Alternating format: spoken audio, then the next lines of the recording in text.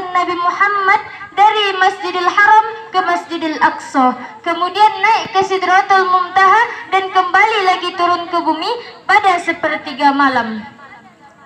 Jadi peristiwa ini tidak bisa kita pahami dengan logika intelektual manusia, melainkan dengan logika intelektual yang mutlak dari Allah Subhanahu wa Ta'ala. Kemudian hadirin, pada pertemuan ini Allah memerintahkan kepada Nabi Muhammad untuk mengerjakan sholat 50 sehari semalam. Kemudian Rasul menerimanya dan turun pada langit ke-6. Nabi berjumpa dengan Nabi Musa. Nabi Musa menyarankan Nabi Muhammad untuk meminta kurang perintah tersebut dengan alasan umatnya Nabi Muhammad tidak sanggup dengan perintah tersebut. Kemudian Nabi pergi kepada Allah dan meminta kurang perintah tersebut.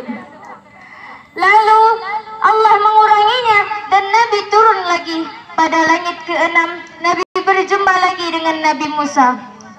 Nabi Musa menyarankan hal yang sama dan dengan alasan yang sama.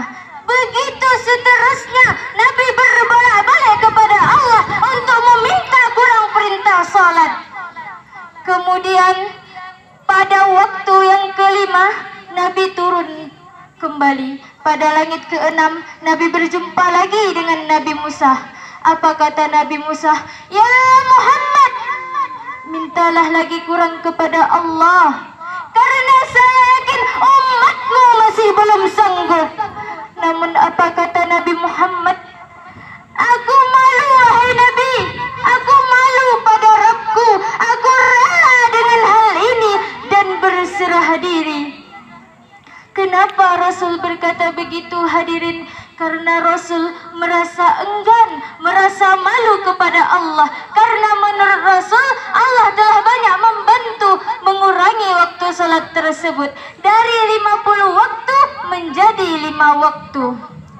Dan akhirnya salat pun dilaksanakan 5 waktu.